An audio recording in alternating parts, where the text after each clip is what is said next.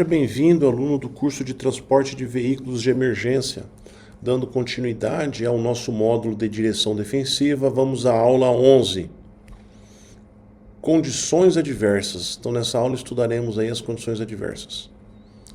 O que são condições adversas? São aqueles fatores que prejudicam o desempenho no ato de conduzir, aumentando assim a possibilidade de um sinistro de trânsito. Existem várias condições adversas e é importante lembrar que nem sempre elas surgem de maneira isolada, fato que torna o perigo ainda maior. Sempre as condições adversas estão somadas umas às outras. As condições adversas são de luz, condição adversa de tempo, de via, de trânsito, condição adversa de veículo, de condutor, de passageiro e carga. No nosso caso, será estudado de passageiro, Porque o nosso curso ele é direcionado ao transporte de vítimas, ou de cidadãos que estão ali sendo conduzidos, ou então da tripulação, dos colegas de trabalho que estão na viatura, então aí é passageiro, tudo bem?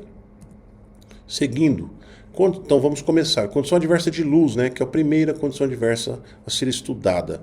A luz é um fator de segurança, pois é essencial para vermos e sermos vistos, seja com iluminação artificial ou natural.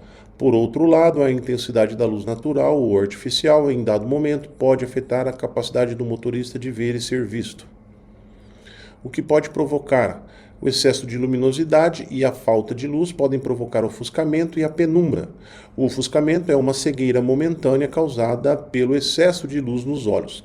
Já a penumbra ou lusco-fusco é a situação de pouca luminosidade que pode ocorrer ao anoitecer, amanhecer, dentro de túneis, viadutos ou tempestades. Para não sofrer um sinistro, o motorista precisa se adaptar a estas circunstâncias de falta de luminosidade e também de excesso de luminosidade. O que fazer no caso da penumbra? Nas situações de penumbra, o condutor precisa parar seu veículo e esperar a adaptação dos olhos à falta de luminosidade. Para que você faça um teste, procure um lugar aí na sua residência à noite, bem fechado, um quarto fechado, ligue a luz, E aí você vai olhar ali para o quarto iluminado, aí você desliga a luz e você mantém os olhos abertos. Você vai ver que você não vai conseguir enxergar nada. Mas depois de uns 5 minutos com os olhos abertos, olhando para a escuridão, os seus olhos irão se adaptar à falta de luminosidade, as suas pupilas elas vão se adaptar e aí você vai começar a enxergar os móveis do seu quarto, desse ambiente em que você está, mesmo sem luminosidade, pela adaptação dos seus olhos. Tudo bem? Então eu preciso fazer isso também quando eu estou dirigindo e há a falta de luminosidade. Em rodovias que não há luminosidade de postes de luz, escureceu, para o meu veículo 5 minutos ali após o acostamento, espera os olhos se adaptarem e aí retorna à direção. Manter a luz do farol ligada, reduzir a velocidade e redobrar a atenção. Em vias não iluminadas, o condutor poderá utilizar a luz do farol alto, isso aí já está previsto, desde que não venha veículos em sentido contrário. Se a luz alta do seu veículo for mantida ao cruzar com outro no sentido contrário, você estará criando ao outro motorista a condição adversa de ofuscamento pela ação da luz artificial do farol alto. E isso pode causar um sinistro, inclusive com você. Esse veículo vir na sua direção e acontecer aí uma colisão frontal. Ofuscamento, existem 2 tipos, pela luz artificial do farol do veículo ou pela luz natural do sol, quando ocorre o pôr ou nascer do sol. Veremos cada uma delas. O que fazer no ofuscamento por luz artificial? Diminuir a velocidade do veículo. Solicitar luz baixa para o outro veículo, acendendo e apagando a luz alta. Aquele sinal que nós já estudamos nas regras de norma de circulação. Não olhar diretamente para os faróis, orientando-se pela linha de bordo, linha de margem direita da pista. Aquela linha que separa a pista de rolamento do acostamento. Caso a luz alta do outro veículo persistir, mantenha a luz baixa. Não fique, você deu o sinalzinho, ele não mudou, não vai brigar, não vai ligar e manter a sua luz alta. Deixa do jeito que está, olha a linha de bordo, não crie um problema. Lembrando que você pode acender a sua luz alta e causar um sinistro. Você não sabe o motivo da luz alta estar naquele outro veículo que vem em sentido contrário. Em hipótese nenhuma, ligue o seu farol alto. Essa atitude pode causar um ofuscamento no condutor do outro veículo, causando um sinistro. É o que eu acabei de dizer. Tá bom? O outro motorista, olha que situação. Ele pode estar sob efeito de álcool. Ele pode estar sob efeito de drogas. E aí você liga a luz alta para ele e ele perde o controle do veículo e vem na sua direção. Tome cuidado. O que fazer no ofuscamento por luz artificial? Caso a luz alta do farol venha do veículo que se encontra atrás do seu, sendo refletida pelos retrovisores externo e interno. Então, você está dirigindo, aí de repente chega um veículo atrás do seu com luz alta. A luz alta bateu ali no seu retrovisor e está ofuscando os seus olhos. Então, regule o ângulo dos retrovisores para que o foco da luz não atinja seus olhos. Os retrovisores, o interno principalmente, ele tem uma regulagem, certo? Embaixo dele, que você quebra esse ângulo da luz. Agora, se você for o veículo que se aproxima do outro, então ao se aproximar por trás de algum veículo, desliga a luz alta do seu farol, mantendo-a em luz baixa, evitando o ofuscamento ao condutor da frente. Não faça aos outros o que você não quer que façam com você. Tudo bem? Continuando, luz natural. O que fazer? Utilize a pala solar do veículo. Utilize óculos de sol de qualidade. Planeje os horários dos deslocamentos para que evite os horários de pôr do sol e o nascer do sol. Se eu vou para o leste, eu vou evitar sair de manhã. Se eu vou para o oeste, eu vou evitar sair no final da tarde, no pôr do sol. Senão eu vou me deparar com essa luz forte bem na direção dos olhos. Caso a luz solar esteja causando ofuscamento aos veículos em sentido contrário, ligue a luz baixa do seu farol para aumentar a visibilidade de seu veículo para os outros condutores. Como assim, professor? Se eu estou não indo contrário ao sol, à luz do sol, mas na mesma direção da luz solar, eu tenho que ligar o meu farol porque os veículos que vêm contrários a mim estão recebendo essa luz do sol nos olhos. Então eles estão ofuscados e a possibilidade deles não me verem é grande. Quando eu ligo o meu farol, essa luz do meu farol aparece para eles. Mais que o meu veículo. Tudo bem? É uma regra, é uma ideia, não é ideia, é um conselho, uma atitude recomendada, tá bom? Pelos estudiosos da direção defensiva. Tranquilo? Vocês entenderam bem a ideia? Muito bem. Seguindo. Condição adversa de tempo. Então vamos para a segunda condição adversa. Estão ligados aos fenômenos climáticos, tais como chuvas, granizos, neblinas, cerrações, fumaças, que podem interferir na segurança do trânsito, alterando as condições da via e reduzindo a capacidade visual do motorista. A fumaça, ela não é ligada ao tempo, mas o fato dela atrapalhar essa capacidade visual do motorista, ela é colocada aí como condição adversa de tempo para alguns teóricos. Tais condições podem tornar-se tão extremas que impossibilitam o condutor de ter uma visão clara de estradas ou linhas de divisão de fluxo, principalmente em caso de chuva. Às vezes a chuva está tão forte que o limpador de para-brisa não dá conta e você perde a noção de onde que você está. Você não consegue enxergar o pavimento. Há tanta água no asfalto que você não consegue enxergar as linhas de divisão de fluxo. Tá? O que pode provocar, além de dificultar a capacidade de ver e de ser visto, as condições adversas de tempo causam outros problemas na estrada, como barro, areia e desmoronamento. Causam também aquaplanagem, então deixando as vias escorregadias e perigosas, proporcionando derrapagens e sinistros. O que devo fazer? Nos casos de chuva, neblina e cerração, o condutor necessita redobrar a atenção, reduzir a velocidade, aumentar a distância de segmento entre os veículos, redobrar o cuidado em curvas e frenagens, manter acesa a luz baixa, porque agora em chuva, cerração é luz baixa, e se possível procurar um lugar seguro. Se a chuva está muito forte, não pare no acostamento. Procure uma entrada de fazenda, procure um posto de gasolina, procure um restaurante, procure um abrigo, mas não no acostamento. O acostamento é o último lugar que você deve parar seu veículo. Último não, porque o último seria na própria pista. Mas não é um lugar recomendado parar o veículo no acostamento em caso de chuva. Saia da pista, saia do acostamento.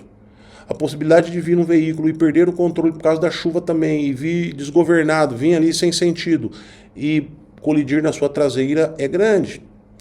Então procure uma entrada de uma fazenda, ou de repente existem situações que após o acostamento ainda existe aquela área lindeira, né?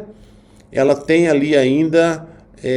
ela está no mesmo nível do acostamento. Então vai bem para o lado e pare e espere a chuva passar. Tudo bem?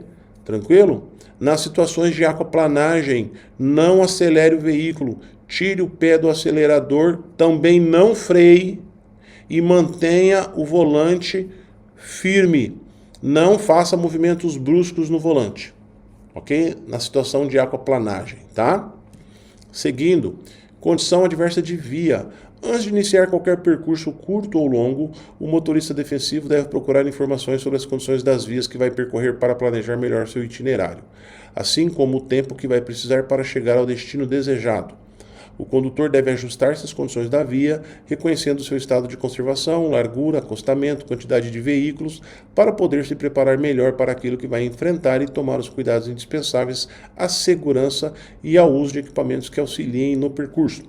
No caso dos veículos de emergencial, veículos de emergência, dentro do que se é pedido para o motorista, né, é que ele conheça o leito viário do município ou até dos outros municípios próximos ao dele, que ele sempre estará, né, circulando. Eu preciso conhecer para que eu chegue nos locais o mais rápido possível. Então eu tenho que ser ágil nesse deslocamento, eu não posso estar perdido. E por isso eu preciso conhecer, então, as condições adversas da via. Às vezes você joga num GPS em um lugar aí, ele te joga para situações aí horríveis, tá?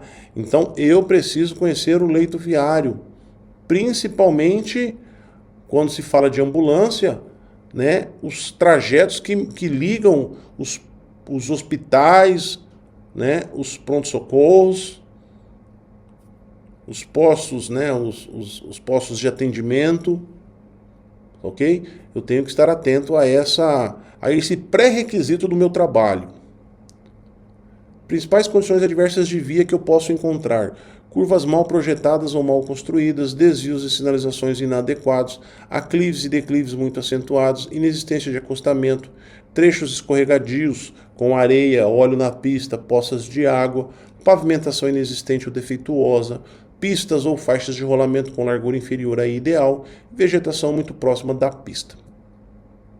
O que devo fazer? Nas situações de precariedade das vias, o condutor necessita conduzir com uma velocidade compatível, manter o cuidado para não bater a parte de baixo do veículo, lembrando que tudo que acontecer comigo tem uma vítima lá atrás que vai estar sentindo pior ainda.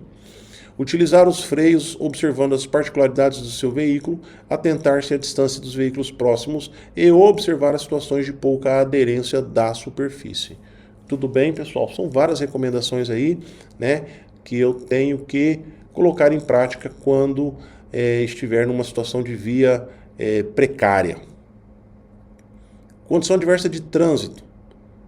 Isso aí é muito complicado para nós, né? As condições de trânsito envolvem a presença de outros usuários da via interferindo no comportamento do motorista. Com o trânsito fluindo facilmente ou estando congestionado, a velocidade desenvolvida poderá ser alta ou baixa.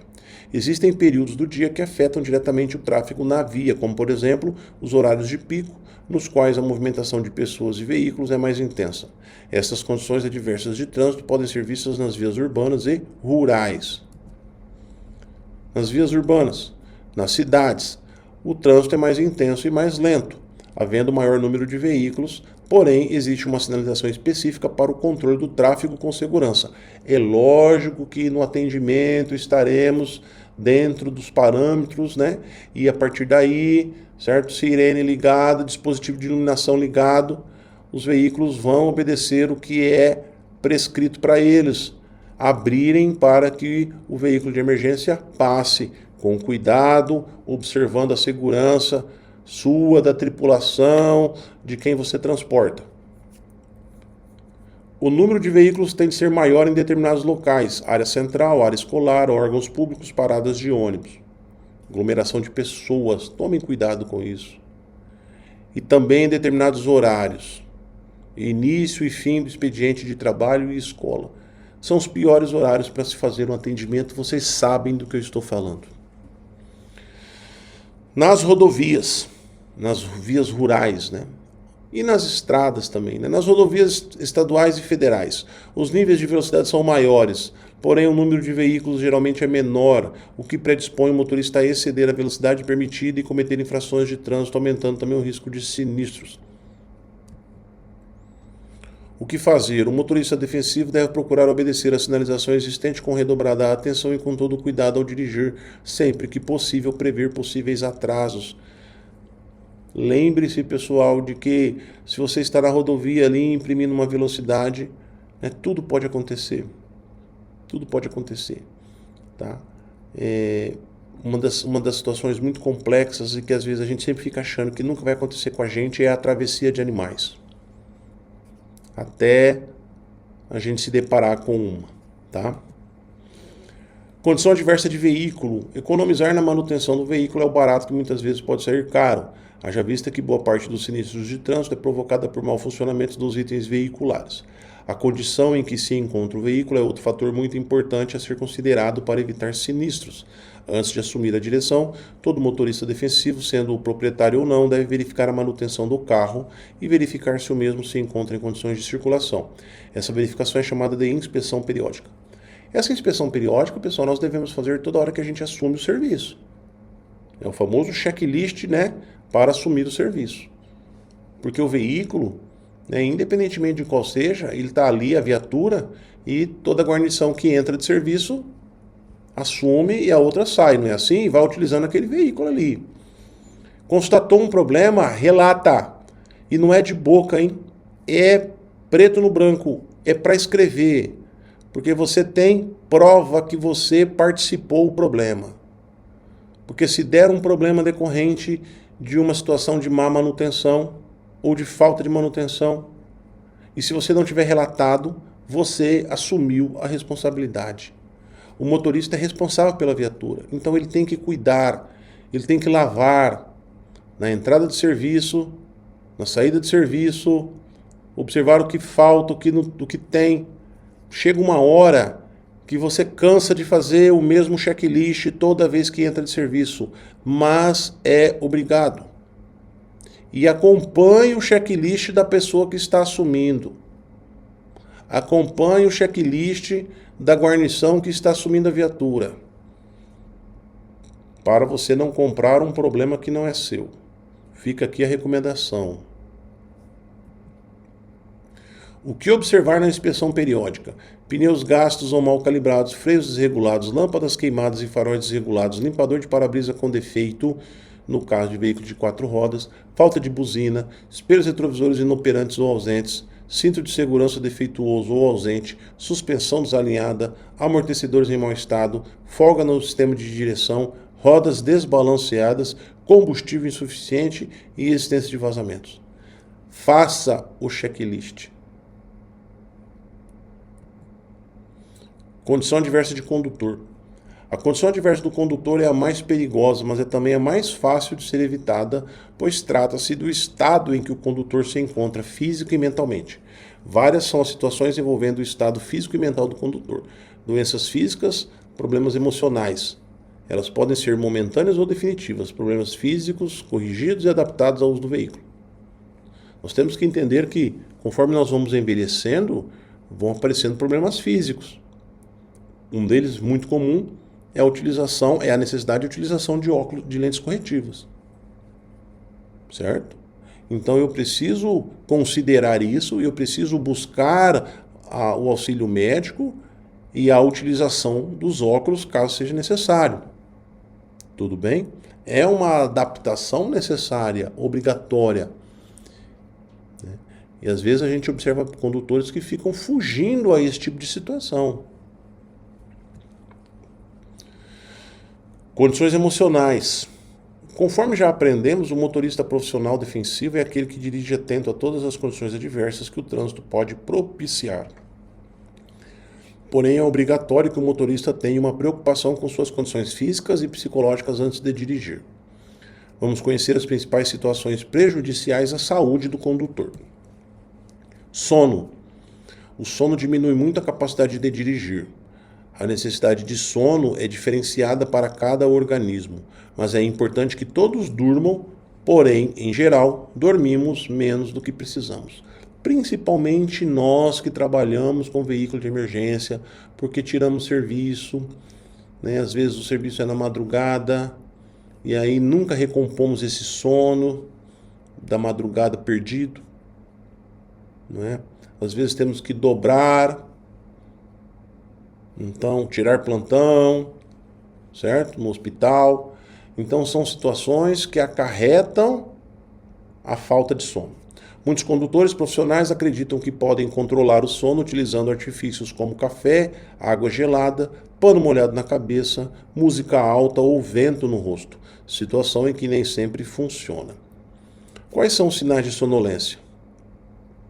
Cabeça pesada, aumento de concentração para manter os olhos abertos, então eu preciso ficar mais concentrado porque toda hora meu olho quer estar fechando, bocejos intensos, perda de foco da visão e pequenos desligamentos com desvios de trajetória. O que devo fazer? Redobrar a atenção nas primeiras horas da manhã, principalmente você que está saindo de serviço. Você está saindo de serviço, já dormiu mal ou nem dormiu, primeira hora da manhã tem uma ocorrência, na saída de serviço. Essa é a hora perigosa. Dirigir apenas se estiver descansado e bem disposto. Atentar-se aos períodos em que fica com baixa energia. Planejar descansos e revezamentos em trajetos longos. Isso no caso das pessoas levarem pacientes de uma cidade a outra, né? Tá? Fadiga. A fadiga é uma sensação de cansaço permanente, resultante de certas doenças como estresse e esgotamento, podendo ser originada por má distribuição entre horas de trabalho e descanso. Essa condição é muito perigosa para quem passa muitas horas no trânsito. A fadiga não é algo que acontece amanhã, da noite para o dia. É uma construção de várias situações. As mais importantes é a falta de descanso, é muitas horas trabalhadas, e aí essa fadiga apresenta. E ela também não cura da noite para o dia. Há todo um trabalho para que você volte à normalidade. Então, quais são os sinais? Cochilos intensos. Como assim cochilos intensos? O cara encosta e dorme. E dorme pesado. Ele não pode encostar numa cadeira que ele está pesado o sono dele. Dificuldades de concentração. Mesmo acordado durante o expediente, você não está conseguindo se concentrar em coisas simples. Falha de memória intensa.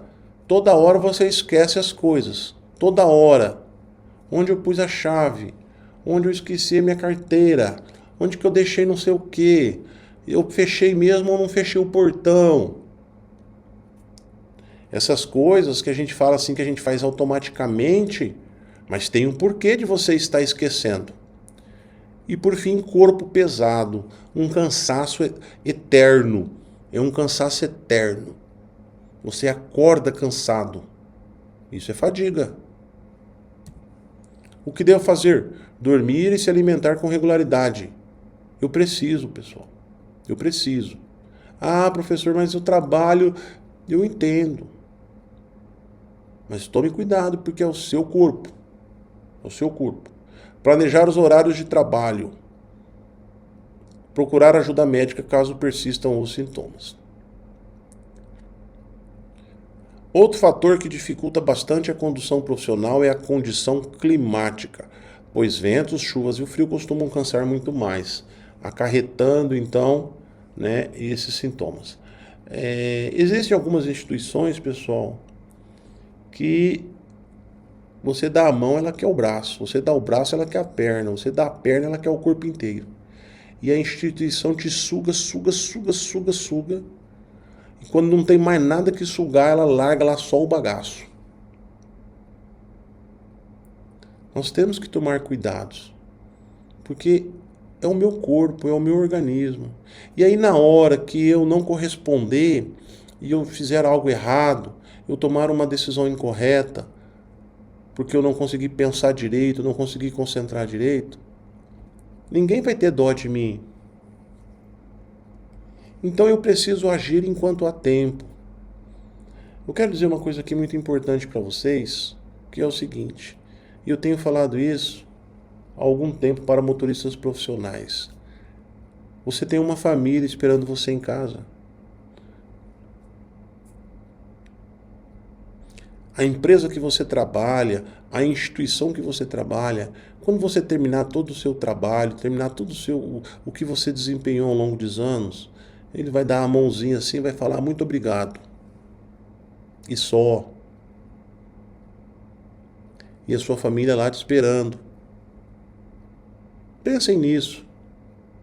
Pensem nos seus filhos, na sua esposa, no seu marido, nos seus pais, nos seus irmãos, que são pessoas que te amam e que valorizam você pelo que você é.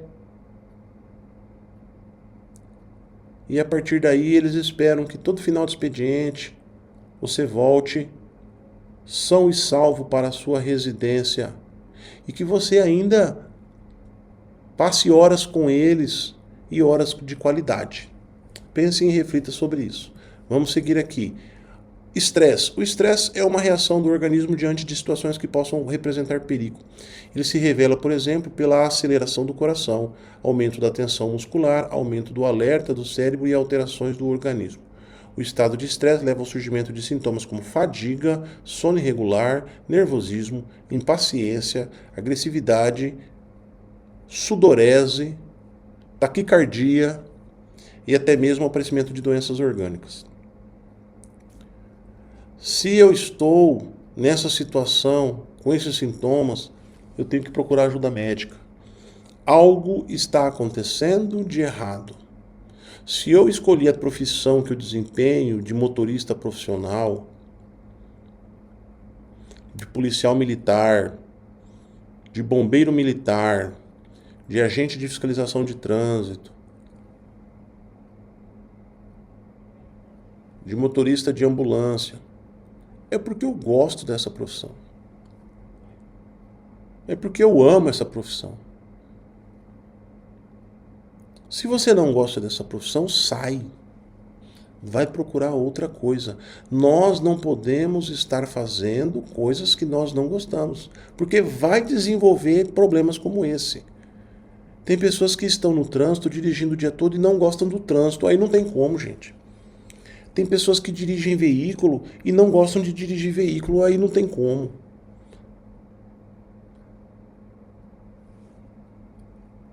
Porque é a sua função. Você tem que amar o que você faz. Agora, se tem alguma coisa errada, tem que procurar a solução. Você não pode empurrar esses tipos de problema com a barriga, como a gente fala.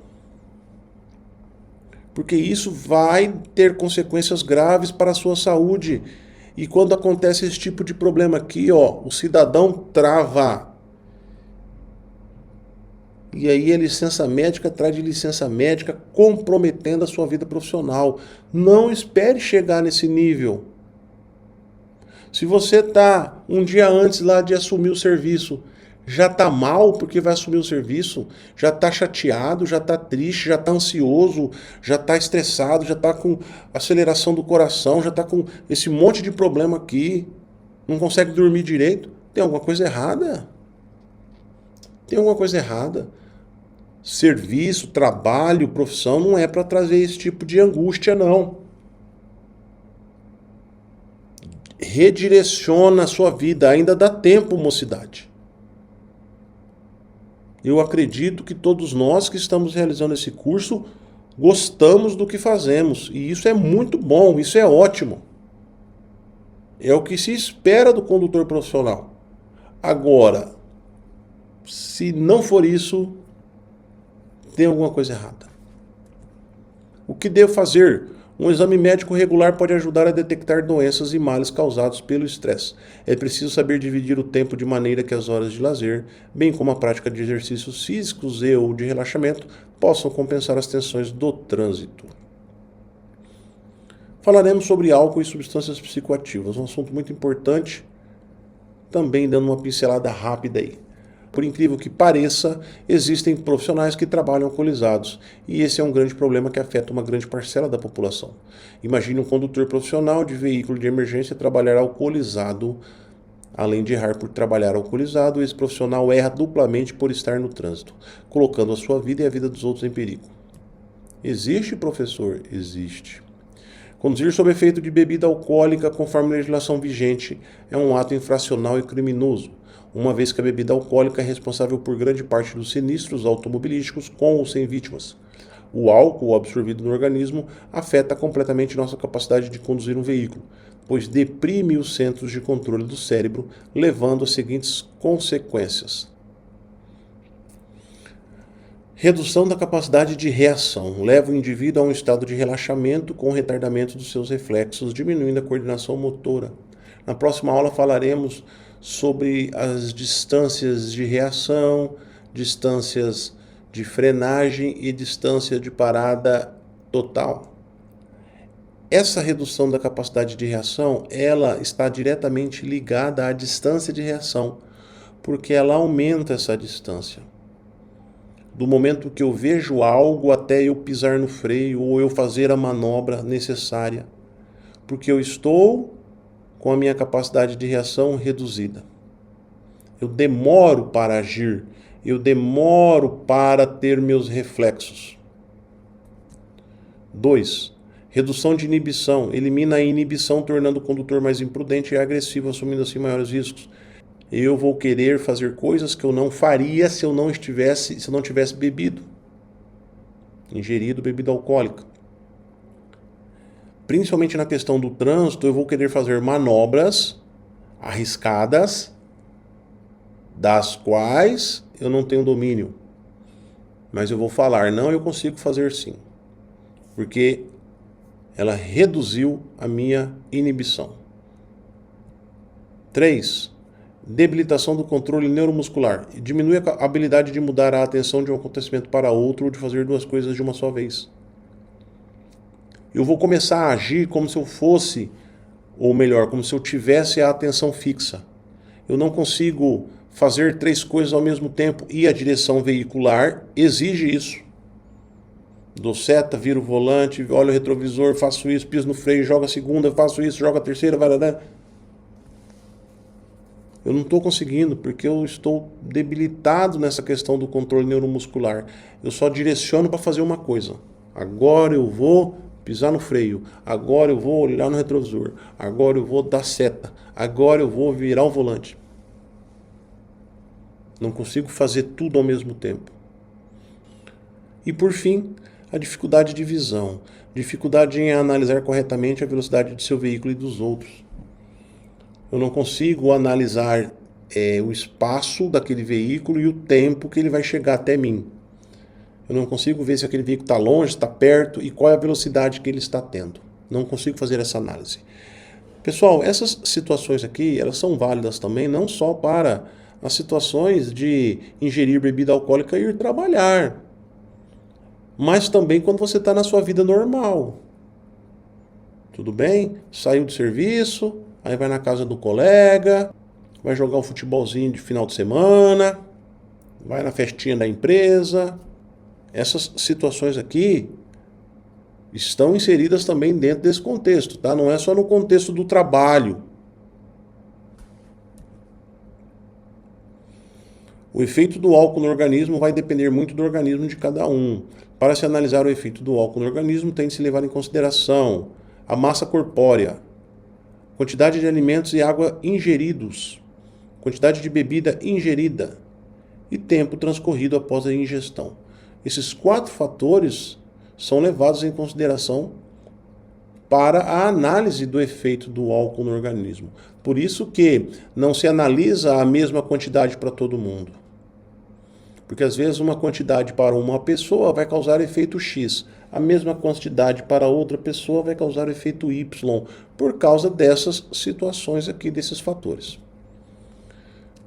Infração de trânsito conforme o CTB. Condutores flagrados no teste do etilômetro com concentração de álcool de 0,05 mg por litro a 0,33, artigo 165, infração gravíssima.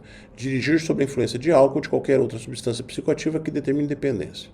Penalidades, multa vezes 10, suspensão de dirigir por 12 meses e curso de reciclagem para condutor infrator.